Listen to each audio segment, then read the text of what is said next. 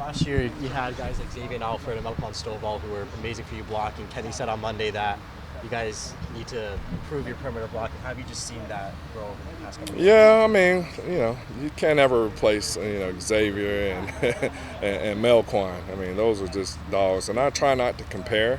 But, last year's plays when we were throwing the scat, some of our guys weren't, scat wasn't getting touched all the way into the end zone. So it's just a matter of just working technique and fundamentals and just getting guys who want to do it, you know. Not to sit there and say they don't want, but the effort isn't there the way it's supposed to be there, So just that's been a kind of the mindset that we had all week, just getting back to the grind. I don't care about people's feeling or how tired you are or how sore you are, because it's going to be a physical ball game. TCU's got a great team.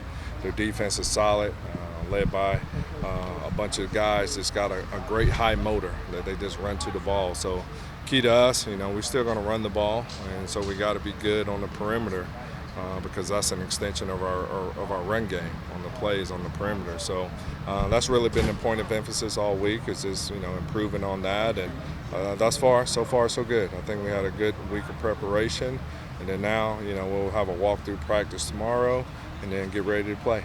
How turners like Jordan, Malik, and Derek kind of help those new guys help get an understanding of what the standard is for blocking? Yeah, well, I showed those guys some of the plays from last year and some of our plays from this year, and it starts with the veteran guys on our team. The standard can't drop.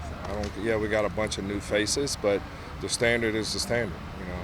The receivers, we take great pride in being a complete wideout, and when we're not catching balls, then we need to block our tails off in the run game, and especially on the perimeter. So, and I really challenge the vets, JT and Malik and Derek and those guys to really set the tone. So thus far, those guys have done great this week, great prep, put in some great hours on the blocking game. So I think we're there, So we're not where I want us to be just yet, but that's a good thing. We're trying to always ascend each and every week, and I think we're taking steps in the right direction. We still don't really have a true identity of who we are, and we're looking for that emotional leader to kind of step up. Now it's kind of been like a leader by committee. It's been a bunch of guys. We don't have a Leaf and we don't have a Scatterboo to sit there and cuss guys out when the standards drop below. But it's been great to just watch the development and the growth of our guys, and every week we're just continuing to get better and better, and that's what I'm excited about as a coach. Coach, Derek obviously had a couple of really big plays for you guys in the stretch of last week's game, and seeing him kind of grow as a player over the last couple of years here, what do you make of him going from where he was as a walk-on to now being a really impactful part of your guys' team? Just a testament to Derek. All the hard work that he's put into it. He's very coachable. He's done everything I asked him to it. So I'm not surprised to see the hard work and the production pay off for him because he works at it, each and every day. And I always tell these guys, man, stay ready so you don't have to get ready. When your opportunities call, let's take full advantage of it. And he's done all of that and more. So deservingly so, he deserves some more playing time. We got to find ways. Myself, Arroyo, we got to find ways to get him in the game because every time we put him in the game, he's in the right spot. He's making plays. So he warrants more playing time, and we will play him more. And obviously a lot have been made about getting other guys not named Tyson the ball at the beginning of the season, and Tyson had the least amount of yards he's had in the game since week 4 of last year. So what do you make of kind of edging that off a little bit and being able to push all those narratives to the side? Well, one, with JT, if you're watching the film, the defensive coordinators aren't allowing us to throw to JT. So that's why I think the production's been down.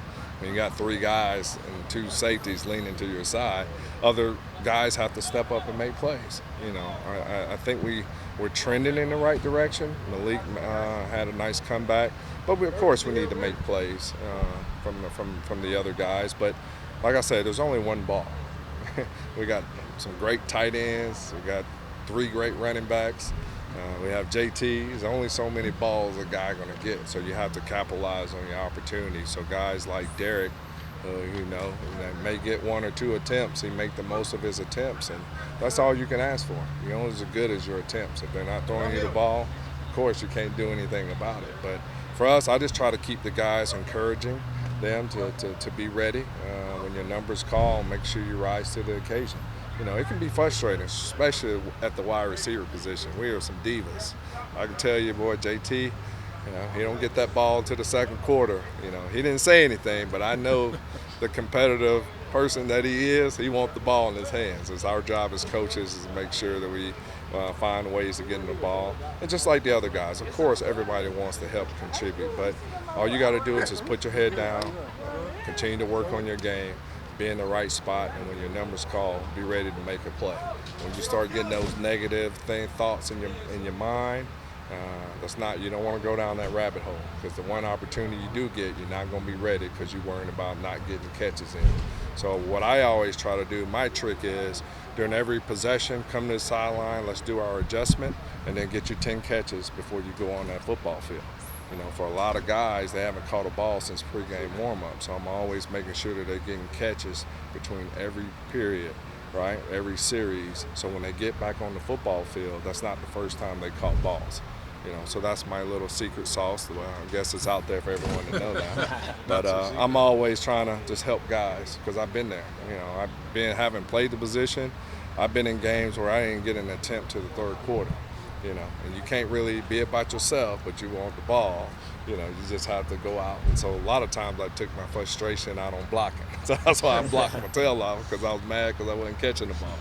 Right? So, but all in all, like I said, man, I just tell guys you can't control your attempts. You know, I want them to just be ready, so when their number's called, that they'll be ready and they can execute, so we can have success and try to help contribute to this team to win. In that vein, Hines, how have you graded the blocking of your wideouts? It's not. I don't really give grades. It's below standards. You know, and not the standards that I want our group to be known as. I always think we can do better, but at the same time, it's week 5, right? You know, we are where we are right now, but I can tell you we're trending. We're getting better week in and week out, and that's what you're going to do. You know, we don't have the luxury to have preseason games and stuff. You know, I think the first 3 games you try to figure out who you are.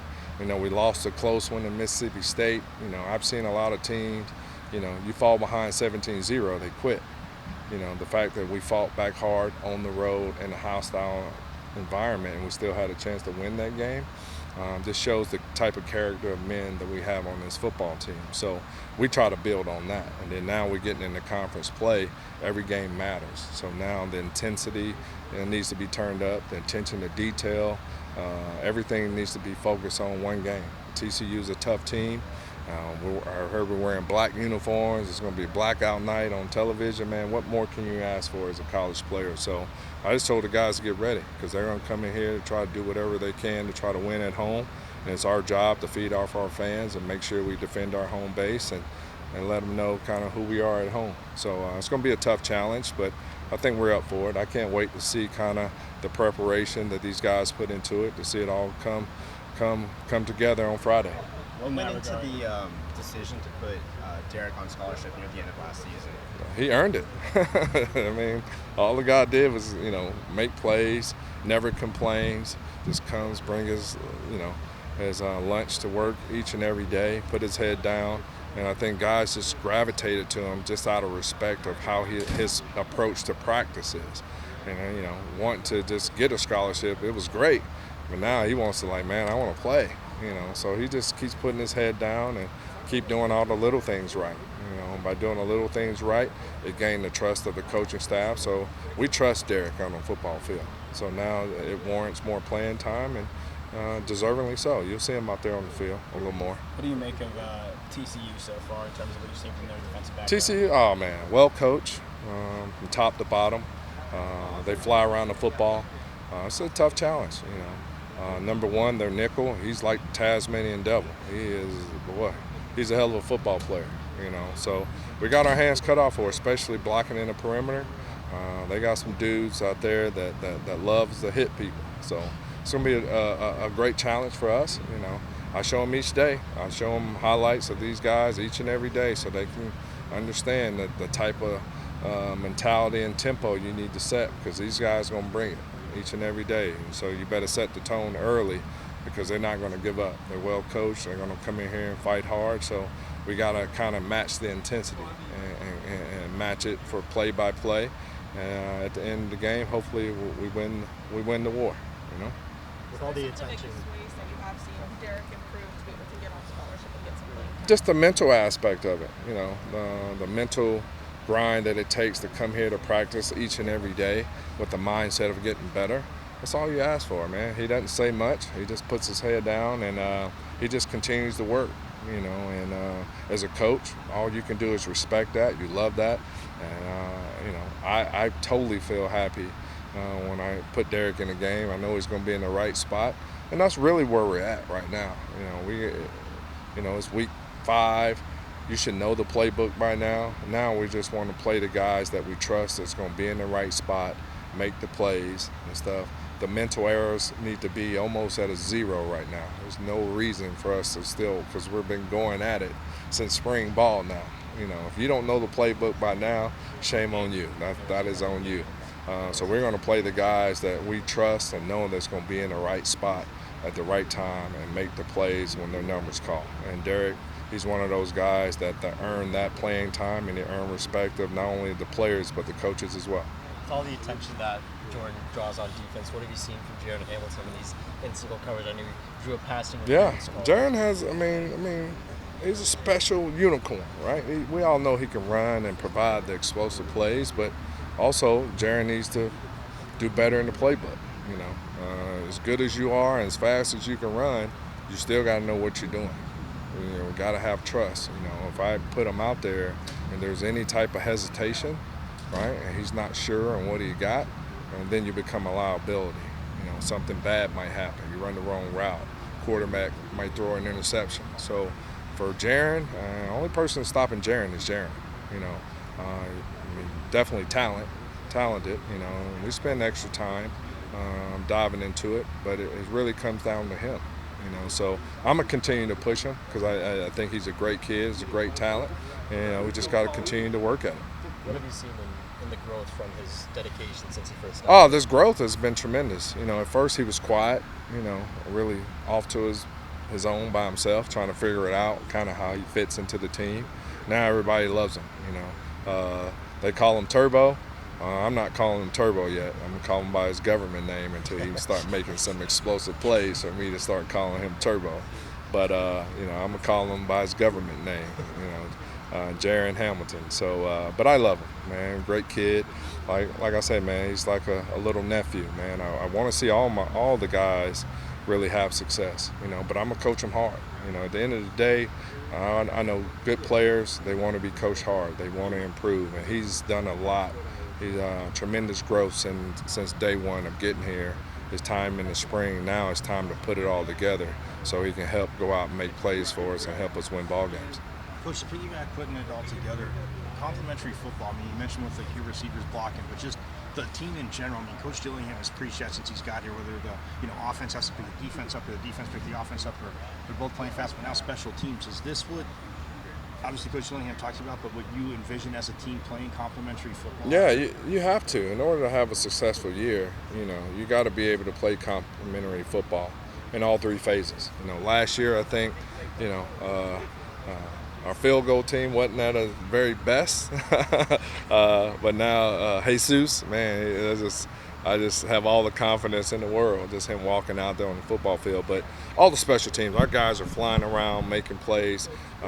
We're close to getting some explosive return yards. We just got to put it all together. Defensively, they're playing lights out, you know.